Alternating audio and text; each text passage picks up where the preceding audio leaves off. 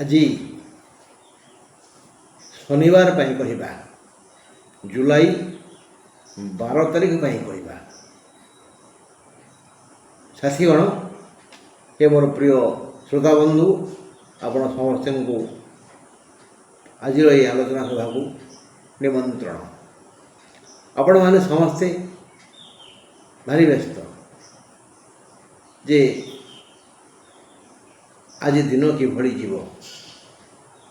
ହେବା କଥା, ରକ୍ତ ମାଂସର ଏ ଶରୀର ସବୁବେଳେ ନିଜର ଶୁଭକାମନା କରି ଆସିଥାଏ। ତେଣୁ ଯେତେବେଳେ ଆମର ଭଲ ହୁଏ ଆମେ କହୁ ଈଶ୍ୱର ଭଲ ଲୋକ। କାହିଁକି ନା ଆମେ ଲୋକ ବାଘକୁ ଶିକାର ମିଳିଲେ ସେ ଖୁସିରେ ଖାଉଥିଲା ବେଳେ କହିବ ଈଶ୍ୱର ଭଲ ବାଘ। ବିଛାଟାଏ ଆରାମରେ ଶୋଇଥିଲା ବେଳେ କହୁଥିବ ଈଶ୍ୱର ବଢ଼ିଆ ବିଛା। ମାଙ୍କଡ଼ ବି ସେମିତି କହୁଥିବ ଭଗବାନ ଭଲ ମାଙ୍କଡ଼। ସୁତରାଂ ପ୍ରତିଟି ପ୍ରାଣୀ ନିଜ ଭଳି ଈଶ୍ୱରଙ୍କୁ ଭାବେ। ଆମେ ଯେହେତୁ ମଣିଷ, ଆମ କାରିଗର ଭାଇମାନେ ଆମରି ଭଳି ଆଶା କରି ଗଢ଼ନ୍ତି। ଆମ ମା ଭଉଣୀ ଭଳି ଦେବୀ ମୂର୍ତ୍ତି ଗଢ଼ନ୍ତି। ଆମ ପୁଅ ଭାଇ ବାପା ମାମୁଙ୍କ ଭଳି ଦେବତା ମାନେ ପୁରୁଷ ମୂର୍ତ୍ତି ଗଢ଼ନ୍ତି। ସେଇଭଳି ଯଦି କାରିଗର ମାଙ୍କଡ଼ ହେଇଥାଏ, କାରିଗର ସିଂହ ହେଇଥାଏ, କାରିଗର ସାପ ହେଇଥାଏ, ଠିକ୍ ତାଙ୍କ ଭଳି ସେ ଗଢ଼ିବ।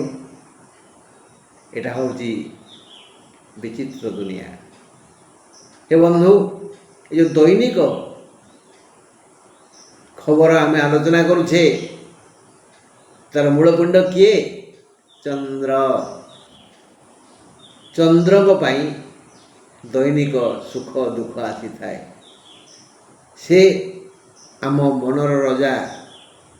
ରଜାଙ୍କ ନିର୍ଦ୍ଦେଶରେ ମନ ପରିଚାଳିତ ହୁଏ। ଦୁଃଖକୁ ନିମନ୍ତ୍ରଣ କରେ, ସୁଖକୁ ସ୍ୱାଗତ କରେ। ଯାହାକୁ ଆମେ କହୁ ଭାଗ୍ୟରେ ଥିଲା। ନାଇଁ ନାଇଁ ନାଇଁ ନାଇଁ, ଶ୍ରୀକୃଷ୍ଣ ମହାଭାରତରେ ଗୋଟିଏ ଲାଇନ୍ କହିଦେଇଗଲେ, କର୍ମଣ୍ୟେବାଧିକାରସ୍ତେ। ଆମେ ଯେମିତିଆ କର୍ମ କରିବା ସେମିତିଆ ଫଳ ଭୋଗିବା। ହଁ ବନ୍ଧୁ, ଆଜି ଶନିବାର ଜୁଲାଇ 12 ତାରିଖ। ଆଜି ଶେଷରୁ କହି ଆସୁଛି, ମୀନ, ମକର, ବିଛା, କର୍କଟ, ମେଷ। ମେଷ, କର୍କଟ, ବିଛା, ମକର, ମୀନ ରାଶିର ବ୍ୟକ୍ତିମାନେ ଦିନଟିକୁ ଶୁଭରେ କାଟିବେ। ଅନ୍ୟ ରାଶିମାନେ ଘାତ ପ୍ରତିଘାତ ଦେଇ ଯାତ୍ରା କରିପାରନ୍ତି। ଯଦି ଜାତକରେ ଚନ୍ଦ୍ର ଦେଖିବେ, ଜାତକରେ ଦେଖିବେ ଚନ୍ଦ୍ର ଖରାପ ଜାଗାରେ ନଥିବେ, ଖରାପ ଦୃଷ୍ଟିରେ ନଥିବେ, ବୁଧ ସହ ନଥିବେ, ବୁଧ ଦୃଷ୍ଟିରେ ନଥିବେ, ରାହୁ ସହ ନଥିବେ, ରାହୁ ଦୃଷ୍ଟିରେ ନଥିବେ, ଆଉ ବୁଧ ଘରେ ବି ନଥିବେ, ପୁଣି ସେ ନିଚ ଥାନ୍ତି ବିଛାରେ ନଥିବେ। ଯଦି ଆପଣଙ୍କ ଜାତକ ଯେବେ ଆପଣ ଜନ୍ମ ହେଲେ ତାହା ଶୁକ୍ଳ ଅଷ୍ଟମୀରୁ କୃଷ୍ଣ ସପ୍ତମୀ ଯାଏ, ଅର୍ଥାତ୍ ଶୁକ୍ଳ ଅଷ୍ଟମୀରୁ କୃଷ୍ଣ ନବମ ସପ୍ତମୀ ଯାଏ ଆପଣଙ୍କର ଜନ୍ମ, ତା ଭିତରେ, ତାହେଲେ ଚନ୍ଦ୍ର ଆପଣଙ୍କ ପାଇଁ ମଙ୍ଗଳପ୍ରଦ।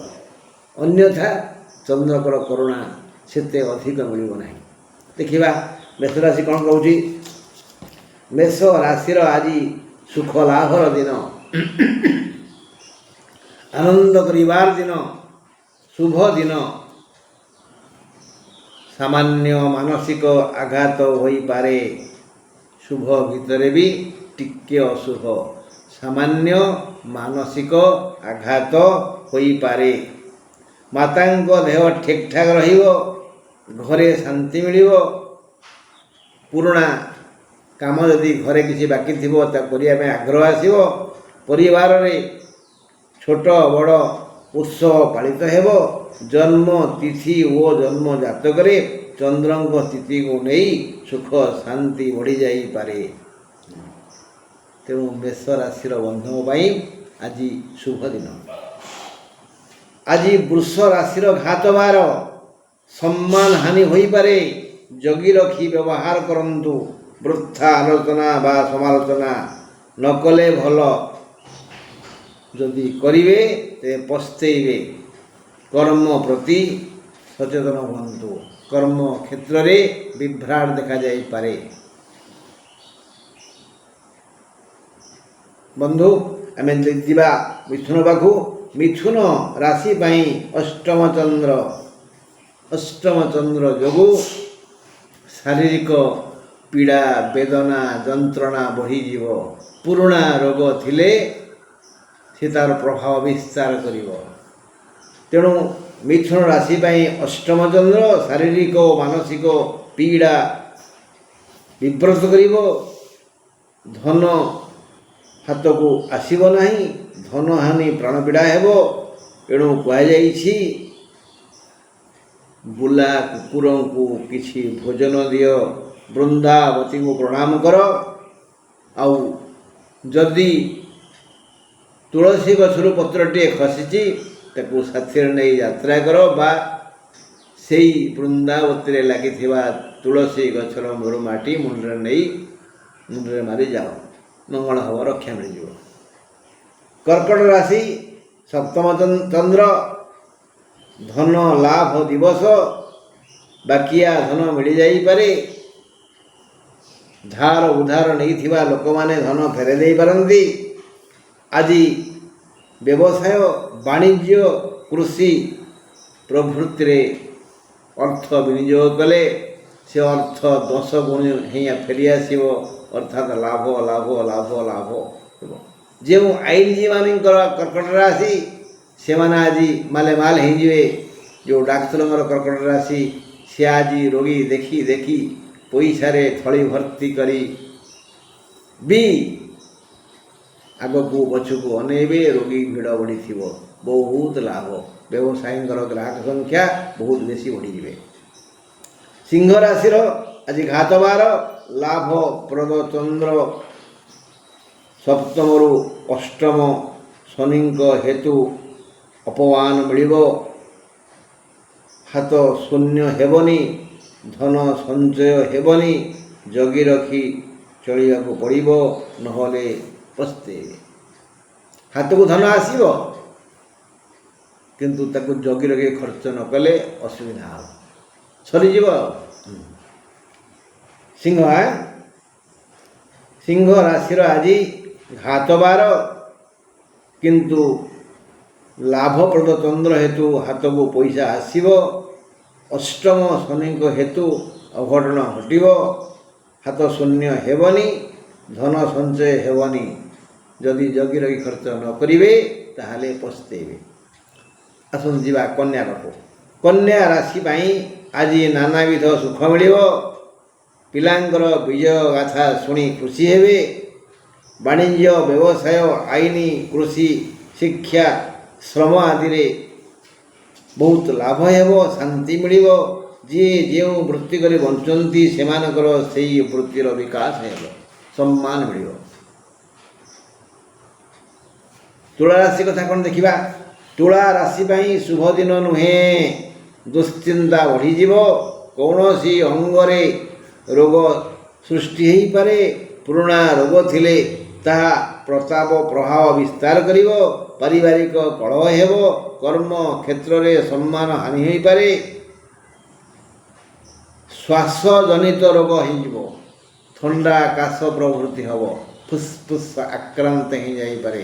ଅର୍ଥାତ୍ ତୁଳା ରାଶିର ବ୍ୟକ୍ତିମାନେ ଟିକେ ହନୁମାନଙ୍କ ଶରଣାପନ୍ନ ହେଲେ ଭଲ ହୁଅନ୍ତା। ସଂକଟ କଟେ ମିଟଇ ସବୁ ପୀରା, ଜୋଶ ମୁରି ହନୁମତ ବଲ ବୀରା। संकट कटे मिटई सब पीरा जो सुमरे हनुमत बलबीरा ओं हंग हंग हंग हनुमते रुद्रात्मकाय हुं फट स्वाहा। ए मंत्र को यथा संभव 27 थर पाठ करंतु मंगल हो। बिछा राशि शुभ दिन धन लाभ योग अच्छी यात्रा शुभ कर्म रे विजय दाम्पत्य जीवन रे सुखवृष्टि कृषि वाणिज्य आदि रे विकास जीवन साथी संतान अंतरंग बंधु भल रहिबे समस्तंकर मंगल हेबो। बिछा राशिंकर प्रिय लोक मानकर मंगल हेबो कारण प्रिय लोकंकर मंगल हेले सिना ये खुशी रहिबे। हाँ धनु राशि अशुभ दिन पुराणा पीड़ा अधिक जंत्रणा दब मन व्याकुल हेब अतीतर कुकर्म पाई मन विचलित हेब मुझे करी बोली या भोगुची शांति बाधा पाइब खाद्य पेय गुड़िक रुचि आसबनी कहा कथा को शुणा इच्छा हेनी देहरे पीड़ा होथुबा मन भल लगनी धन मिल मात्र मुंड व्यथा हेब धन आसो हेले कौन देह पीड़ा परा जा गोड़े कंटा फुटे सी सीना अनुभव करे केते जंत्रणा होची आ तमर कौन हो दांत किलोज ना। मकर पाई एक शुभ दिन रोग दूर हेब पूर्व कष्ट कमिजिव मन भल लागिब व्यथा लागबनी शांति लागिब निज स्वास्थ्य और मुखश्री देखी खुशी हेबे।